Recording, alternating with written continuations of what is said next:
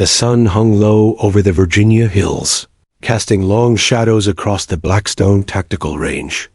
The sharp report of rifle fire echoed in crisp, rhythmic bursts like music to those who lived and breathed in the cadence of combat. Shooters, lined up in lanes, each locked into their drills. Retired Marines, state troopers, and weekend warriors practiced under the watchful eyes of instructors. Some trained for duty, others for sport, and a few those who didn't speak much trained like their lives still depended on it. At the far end of the line, an unfamiliar woman stepped onto the gravel. No one saw her arrive. No grand entrance. No conversation. She moved with the fluidity of someone who had done this 1,000 times, only quieter. Wearing a plain gray hoodie, black ball cap pulled low, and mirrored aviator sunglasses, she looked like someone trying not to be noticed. It was working. Until she started shooting. She took the last lane, where no one else had signed in, and laid her gear down methodically. No tactical patches. No flashy custom weapons. Just a standard-issue Glock, a rifle case, and a focus that made seasoned. Shooters glance over with raised eyebrows. Without a word, she loaded her Glock with a single smooth motion and took her stance. A slow breath in. A subtle shift of weight. Then, pop, pop, pop. 3 shots. Center mass. Tight grouping. She reset, stepped back, reloaded. Pop, pop, pop, pop. Identical. No wasted movement. No hesitation. No ego. A couple of instructors noticed. One nudged the other and muttered, "She's solid." Ever seen her before? Nope. Thought she was just a civilian. Maybe ex-Army? Maybe something else. The range was no stranger to military types. Navy SEALs, Delta Force vets, and federal agents all came through Blackstone now and then. Most made their presence known. They wore their units on their sleeves, sometimes literally, and carried the weight of it in their swagger. But this woman? She was different. There was a discipline to her movement that was almost meditative. She didn't scan the crowd. She didn't grin after hitting the bullseye. She didn't even glance at her target after each group. She already knew the results. A few shooters began subtly adjusting their stances, watching her out of the corners of their eyes. One young guy tried to mimic her breathing pattern: steady inhale, exhale, squeeze, but his shots scattered across the paper. He chuckled nervously and shook his head. "She makes it look easy," he whispered. Jake Harris, a Navy SEAL commander with over 2 decades of experience, stood at a distance with a clipboard in hand. He was there under a quiet initiative to assess the readiness of certain civilian military training programs. Officially, he was just another observer in plain clothes. Unofficially, Jake never stopped scanning for talent or anomalies. He'd been watching her since she stepped onto the line. "She doesn't flinch," he said aloud, though mostly to himself. One of the instructors overheard him. "You talking about the woman on lane 12? Yeah. Who is she?" "No idea. Name's not on the regulars list. Came in this morning, paid in cash. Signed in as Maya T." Jake narrowed his eyes. "She military?" The instructor shrugged. "Not officially. Not anymore, at least." Jake nodded and kept watching. Every movement told a story. The way she checked her chamber, the slight shift in her shoulders before firing, the way she walked, not marched, but with that weight-balanced ease of someone who had hiked with gear through hostile terrain. But it was her silence that said the most. She didn't need to prove anything to anyone. She wasn't there to be seen. She was there for the range itself, for the calm it offered, for the repetition, for something that kept her sharp, perhaps for a life she no longer lived, or maybe one she couldn't leave behind. Jake couldn't explain it yet, but something in his gut told him this was no ordinary shooter. And he'd learned long ago to trust that instinct. He kept watching, just a little longer, Because quiet people like her? They never stay invisible for long. Asterisk Commander Jake Harris wasn't the type to get distracted. After 22 years in the Navy, most of them spent in the world's most elite special operations teams, distractions had become background noise. He could filter chaos like others filter sunlight. His job was usually to assess, observe, and stay quiet until he had to act. But something about the woman on line 12 kept tugging at his focus dot at first. It was small things, her grip on the rifle, how she braced her elbow against her ribs to minimize recoil. Textbook, but refined. Her transitions between targets were so smooth they seemed choreographed. But it wasn't just technical precision. There was a fluid calm to her, like she didn't care if anyone noticed her performance, and that made Jake pay even more attention. She wasn't moving like someone who learned in a course. She moved like someone who had done it in the field, repeatedly, under pressure. Jake leaned over to a fellow instructor near the observation tent. "You see her?" he asked, gesturing subtly with his chin. The man followed his gaze. "Lane 12? Jake nodded, double quotes.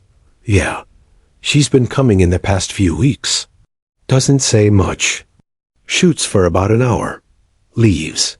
No questions, no group talk. Just drills. She ever say where she trained? Nope. Paid cash. Signed in as Maya T." Jake tucked that name away. Maya T, vague, forgettable. That was deliberate. He knew. Plenty of operators who used partial aliases when they didn't want their old lives tied to new ones. He returned his gaze to the range. Maya had just reloaded, her rifle tucked tight against her shoulder. She shifted slightly, weight on her back foot, eyes forward. Bang, bang. Her shots rang out with perfect timing. All three hit within an inch of each other. Who trained? Her? Jake muttered, more to himself than anyone else. One of the younger Marines watching beside him chimed in. "She looks like she used to be one of us." Jake considered that. Possibly. But even among Marines, not everyone shot like this. The way she moved it wasn't just training. It was muscle memory soaked in survival instinct. Jake had seen it before, in operators who had been in situations where a single mistake meant death. That controlled breathing, that footwork, the way she scanned the ground even when walking off the line, it was all muscle-coded behavior. Nothing she was doing was for show. The Marine added, "I saw her change mags with one hand the other day. Like, didn't even look. You only do that if you've had to reload in the dark. Or under fire." Jake glanced over again. "Yeah," he said quietly. "Or both." There was another layer to Maya that Jake couldn't quite put his finger on. Some shooters brought ego to the range. Some brought bravado. Others brought ghosts. But Maya? She brought none of it, or maybe all of it, just hidden under armor built from years of silence. She finished her round and stepped back, taking a swig from a plain water bottle, then kneeling to inspect her gear. She moved with the casual familiarity of someone who had taken apart and reassembled weapons in the field, not at a desk or during a class, but in the dirt, in rain, or while bleeding. Jake folded his arms. Something wasn't adding up. "She's not just military," he said, more to himself than anyone else. "She's something else." The instructor beside him raised an eyebrow. "You thinking Spec Ops?" Jake nodded slightly. "Maybe. Or maybe even deeper." There were units in the military world. Most people never heard of units buried so deep under layers of classification that not even other operators knew their names. Maya was giving off the scent of someone who had seen and done things that didn't show up in official records. She wasn't there to be remembered. She was there to be forgotten. And that made her more dangerous and more interesting than anyone on that range. Jake didn't believe in coincidences. And something told him Maya hadn't ended up on his range by accident. Asterisk. By the third hour, the sun was high, and the morning chill had given way to the weight of early afternoon heat. The shooters around Maya began packing up, but she stayed. Alone on the firing line, she adjusted her scope with a few quick clicks, like tuning an instrument before a performance. Her concentration was absolute, and her posture never wavered. Jake Harris hadn't stopped watching her. He'd observed enough by now to know she wasn't just good, she was trained. But it was the kind of training layered in silence. It wasn't just skill. It was survival built into reflex. Whoever she was, Maya wasn't just a former soldier. She was the kind of operator who disappeared from rosters the moment she joined. The kind of person who got sent in when no one else was coming. Still, Jake didn't want to push. There were rules in the community, unspoken but sacred. You didn't pry unless you had a reason. You didn't expose someone's past unless they offered it. Especially not if that past had teeth. But then something happened. Maya slung her rifle and stepped off the line, walking toward the shaded bench behind the range. As she did, she pulled off her hoodie, revealing a black long-sleeve compression shirt beneath. Her sleeves were rolled up to her elbows, revealing lean, scarred forearms and something else. That's when Jake saw it. On the inside of her left forearm, partially obscured by shadow and sweat, was a tattoo. A simple design, but unmistakable. A trident, black ink aged by sun and time, was wrapped in the coils of a serpent, with GPS coordinates etched in fine script below it. Jake felt his chest tighten. That wasn't a typical Navy SEAL trident. This was a variation, an old one, altered in the field, unofficial, but known to a very small, very select group. The serpent was symbolic. It meant classified, off books, black. It was used by a particular SEAL-affiliated joint operations group that had been disbanded almost a decade ago after a catastrophic mission overseas. Operation Echo Spiral. Jake hadn't been part of that mission, but he'd lost 2 friends in it. Everyone had heard whispers of what happened. A joint team had gone into an unnamed region in North Africa for a target extraction and disappeared into silence. The few pieces of the story that leaked out weren't pretty. Ambush, betrayal, radio silence, total blackout. BIAP was never declassified. No names were listed as survivors. Until now. Jake stood slowly, staring at her tattoo like he was seeing a ghost. His instincts screamed at him. It's her. She was there. And the coordinates? He didn't even need to look them up. He knew them by heart. They marked a desert ridge where the final radio signal from Echo Spiral had been received. A place never spoken about in open air. Maya sat down on the bench, pulled off her gloves, and sipped from her water bottle.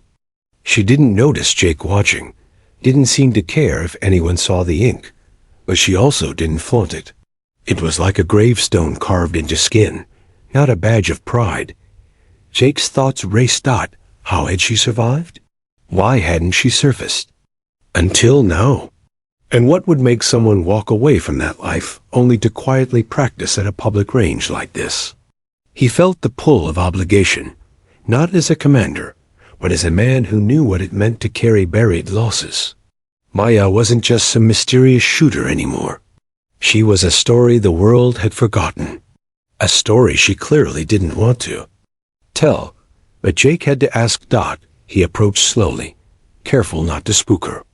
She glanced up as he neared, and for the first time, their eyes met. Up close, she looked like someone who hadn't slept well in years, but who was always alert, calm, controlled. Jake gestured toward her forearm. That tattoo. I knew someone who had one like it. Maya held his gaze. Her voice was quiet, but clear. If you recognize it, then you know to stop asking questions. Jake gave a slow nod, but it was already too late. He wasn't walking away.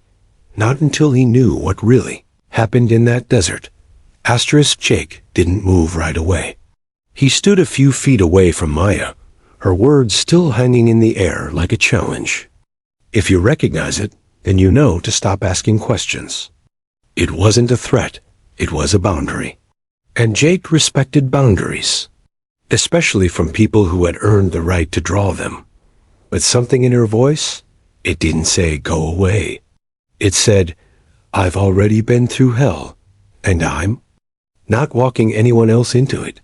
Jake took a slow breath. You were on Echo Spiral, weren't you? Maya's head turned slightly, her jaw tightening just for a moment.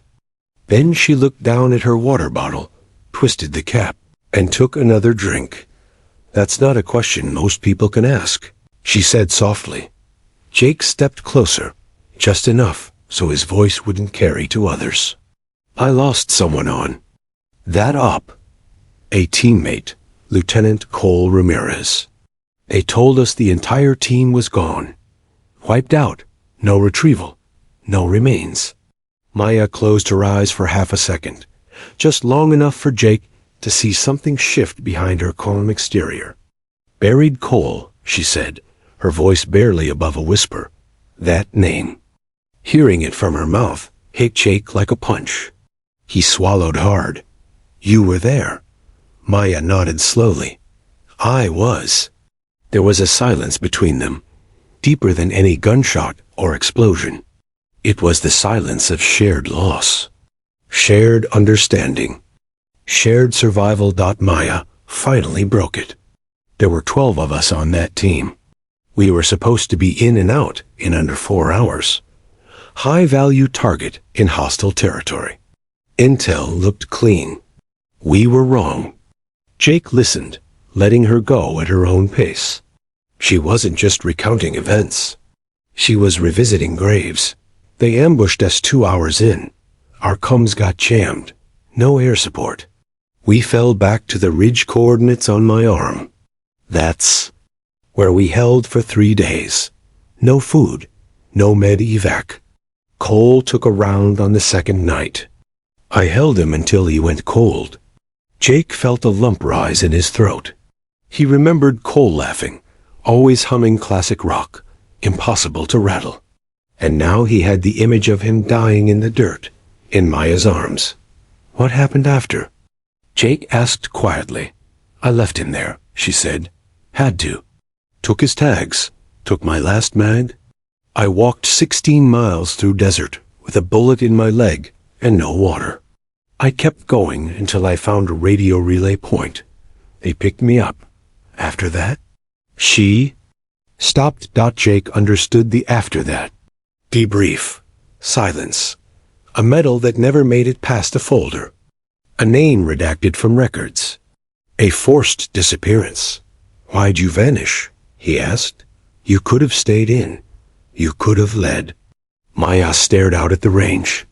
Her hands, though still, trembled ever so slightly. Because when I came back, no one looked me in the eye. No one wanted to know what really happened. It was easier to seal it away. Pretend we never existed. Jake didn't argue. He knew how the system worked. Especially when missions went sideways. I don't come here to train, she said. Not really. I come here to remember. Every round reminds me I'm still breathing. That I owe it to the ones who aren't. Jake sat beside her on the bench. They didn't speak for a while. There was nothing left to say. Not right now. She finally looked at him. You're the first person to say Cole's name in 8 years. Jake nodded. Then let's make sure it's not the last. They sat in the heat, quiet. 2 warriors. From different paths, bound by a moment in a desert no one dared talk about. And Jake knew this wasn't the end of the story. It was the beginning of finally telling it. For days after that conversation on the bench, Maya didn't come back to the range. Jake showed up anyway. Each morning, he waited by the shaded bleachers with a cup of black coffee and a range log in his lap, pretending to be just another off-duty officer passing the time. But his eyes always drifted toward Lane 12, now cold and empty. Something about that talk had left him uneasy, not just about what Maya had said, But about what she hadn't, he kept replaying her voice in his head. I come here to remember. No one wanted to know what really happened. That phrase dug under his skin. He'd spent years in the service, worked in black ops, and sat in on enough debriefings to know when something didn't line up. The official story behind Echo Spiral was vague by design. Mission compromised. No survivors. No details. No closure. Now he had a survivor, but she was practically in hiding. That wasn't protocol. That was someone being erased. On the fourth morning, she returned that same black hat. Same gray hoodie. She didn't look at Jake as she walked past, but she stopped briefly, just enough to say over her shoulder, "You're persistent." Jake stood, coffee in hand. "You didn't strike me as someone who's scared easy." "I'm not," she said, setting her gear down at lane 12. "But I know what happens when people ask too many questions." Jake hesitated, then stepped closer. What if this time, someone's actually ready to hear the answers? Maya looked at him for a long moment. Then she opened her rifle case and got to work. No answer, but no refusal, either. That afternoon, they sat again on the bench. No small talk, just a long stretch of silence. Finally, she said, "Do you know why the mission really went sideways?" Jake shook his head. "We were sold out," she said flatly. "The target we were sent to extract was never there. He was already dead. We were bait." Jake blinked. "You're saying someone in command set you up?" She nodded. "Not directly. Someone at the intelligence level. They leaked our entry point. We were supposed to extract and destroy. Turns out we were the ones marked for destruction." Jake's stomach turned. This wasn't a mission gone wrong. This was a betrayal wrapped in classified orders. "They used us to clean something up," Maya continued. "Something ugly. The target had seen too much. They didn't want him talking, but they didn't want us bringing him out either. It was easier to wipe the slate." Jake leaned forward, elbows on his knees. "So why are you still alive?" Maya looked away. "Because I was stubborn and lucky." She hesitated, then added, "And because Cole pushed me into cover before the drone hit." Jake's heart twisted. "There was a drone strike?" She nodded. "After we activated the fallback beacon, HQ sent a drone. Said it was to clear hostiles. But the blast radius was too wide. They knew we were still in that zone. They didn't care." Jake was quiet for a long time. "And nobody knows this?" "They know," she said. "They just pretend not to. Easier that way." Jake rubbed his face. All this time the mission had been sealed behind layers of bureaucracy and lies. But now, sitting beside him, was the only living witness. And she'd carried it alone for 8 years. "I'm not asking you to go public," he said carefully. "But I think you've been quiet long enough." Maya studied him. "You want to reopen something the government buried on purpose?" "No," Jake said. "I want to give the people who died the dignity of truth. And I want to know why Cole had to die for a mission that never should have happened." Maya looked down at her arm, at the fading ink. Then she whispered, "Then, you'd better be ready to get your hands dirty." Jake didn't sleep that night. He sat at his small kitchen table, a single lamp casting shadows across a pile of classified reports and debriefing transcripts he wasn't technically supposed to have. Years ago, he'd started keeping copies just in case. He'd seen too many good men vanish into silence. Now, one of those ghosts had come back, and he owed it to her and to Cole to follow the trail. At 2:17 a.m., Jake found it.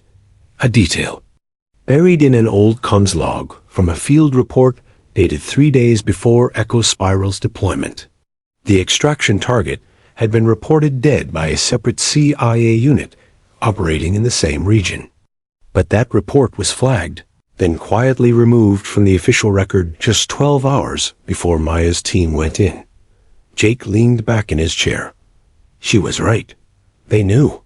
And they sent the team in anyway. The next morning, Maya was already on the range when Jake arrived. She was in position, firing in tight groups, as usual.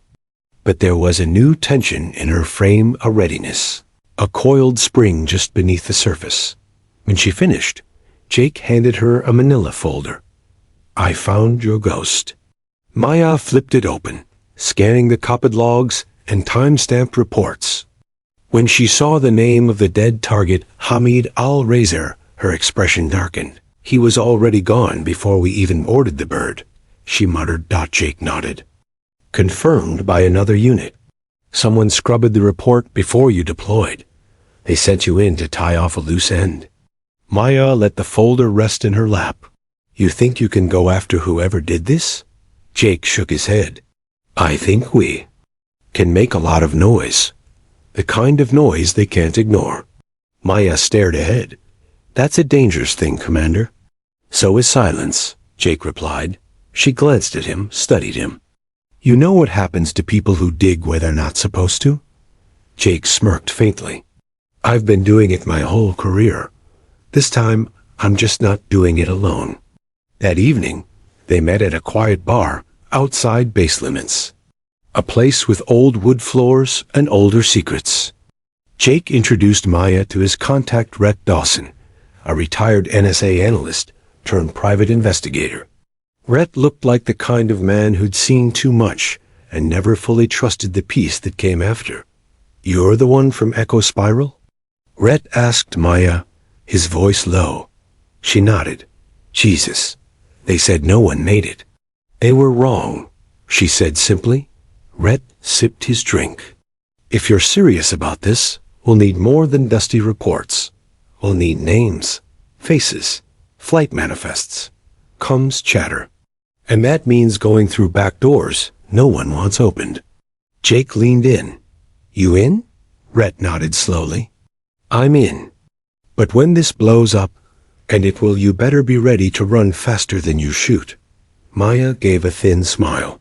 I've been running for 8 years. Time I turned around. The next week was a flurry of encrypted emails, flash drives exchanged, in dim parking lots, and whispered phone calls using burner numbers. They traced the redacted signatures on the op order back to a name, Commander Alden Ross, now retired and living comfortably in Virginia, with a clean record and a defense consulting firm. He signed off on the op change, Rhett confirmed. He knew the target was dead. His initials are on the altered mission file. Jake's fists clenched. He sent them in knowing they'd die. Maya's eyes narrowed. Then it's time he remembered them. She stood, grabbed her pack, and slung it over one shoulder. I want to look him in the eye. Jake looked at her. You sure you're ready for that? Maya's voice was like steel. I've been ready since the moment I left coal in the sand. The house was exactly what Maya expected, a sprawling 2-story colonial tucked into the woods of northern Virginia, far from the noise, the politics, and the consequences. Commander Alden Ross had built himself a quiet life. The kind people in Washington retire into when they've traded war for wealth, operations for influence. Jake parked a block away. He and Maya walked the rest of the way in silence, their breath fogging in the cold morning air. Neither had spoken much since Rhett confirmed the paper trail. They didn't need to. The weight of what they were about to do had settled between them. As they reached the front gate, Maya paused. You sure you want to be here for this? She asked Jake. He nodded. This isn't just your story anymore. She gave a small nod and pressed the buzzer. A voice crackled through the intercom. Yes, this is Maya Lennox, she said flatly. Tell Alden Ross that Echo Spiral is at his front door. There was a long pause. Then the gate clicked open. Jake raised a brow. He's either stupid, brave, or scared. Maya's expression didn't change. Maybe all three. The door opened before they reached it. Ross stood there, older than in the photos, gray at the temples, thin-rimmed glasses, a tailored sweater over his frame. He looked more like a college professor than a man who once signed death warrants. But when he saw Maya, the color drained from his face. "My God," he whispered. "They told me no one survived." "I wasn't supposed to," Maya replied, stepping inside without waiting for an invitation. Jake followed. Shutting the door behind them, Ross led them into a large, wood-paneled study. A fireplace crackled. On the walls were framed commendations, medals, and a photo of Ross shaking hands with the president. To Jake, it looked like a shrine to a man who'd convinced himself he'd done nothing wrong. "Sit," Ross said, motioning to the chairs opposite his desk. Maya stayed standing. "I'm not here for pleasantries," she said. "I'm here to hear you say it, out loud. You knew the target was dead." Ross sighed and sat slowly, removing his glasses. He rubbed his eyes. "Yes," he said finally. "I knew." Jake stiffened. "You sent 12 operators into a kill zone," Maya said. "You told us we were going in to retrieve Hamid al-Razir, but he was already dead. And you knew our LZ had been compromised." Ross's voice was low. "I didn't have a choice." "There's always a choice," Jake snapped. Ross looked up, the bureaucrat mask slipping. "You think you know what it's like in that position? You think you understand the politics? The back-channel deals? If I hadn't signed that order, the agency would have done it without me, and without any intel at all. I tried to buy you time." "You bought us coffins," Maya said coldly. "You didn't try to stop it. You just made it look clean." Ross leaned forward, voice tight. "You want a villain? Fine. I made the call. I buried the op. And I've lived with it every day since." "No," Maya said. "You got promoted. You cashed in. You got to forget." Ross looked away. Maya stepped closer. "I watched my team die. I carried Cole Ramirez's dog tags out of that desert. I crawled through my own blood so you could tell Washington everything went fine. You don't get to play victim." Ross's hands shook. "What do you want from me?" Jake stood now too. "We want your confession." On record, Ross's eyes widened. "You're out of your minds." "Maybe," Maya said. "But we're not dead." She pulled a small recorder from her coat pocket and set it on the desk. "Talk, Commander, or we'll go public without you." Ross stared at them, the walls closing in. For the first time, Maya saw something real in his face: fear. She leaned in, voice calm and certain. "Your silence killed 12 people. Now it's your voice that might give them peace." Ross didn't speak at first. He stared at the small recorder on his desk, as if it were a weapon more dangerous than any rifle Maya had ever carried. Jake said nothing. He didn't need to. Maya had taken the lead, and Ross knew it. The silence in the study was thick, broken only by the ticking of a grandfather clock in the corner. Finally, Ross exhaled. A long, hollow sound. "They told me it would be quick," he began. "They said the team wouldn't even hit the ground before the strike came through. A mistake in timing, they said. A tactical adjustment." He paused, voice cracking. "But I read the satellite feeds. I knew you were on the ground. I signed the confirmation anyway." Maya didn't blink. "Why?" she asked. "What was worth that?" Ross leaned back, eyes glassy. There was a rogue operation off the books. Razir had been part of a failed CIA-backed militia. He knew names. Knew we had trained people who were later labeled terrorists. His death was supposed to tie up that mess. But then they got paranoid. If your team had extracted him alive, too many questions would have been asked. He looked at Maya with something like shame. "You were disposable." The room fell silent again. Not even the clock dared to tick too loudly now. Jake reached forward, clicked off the recorder. We have. Enough, he said. But there's more to come. Ross looked defeated. You'll be hunted for this. Maya stood tall.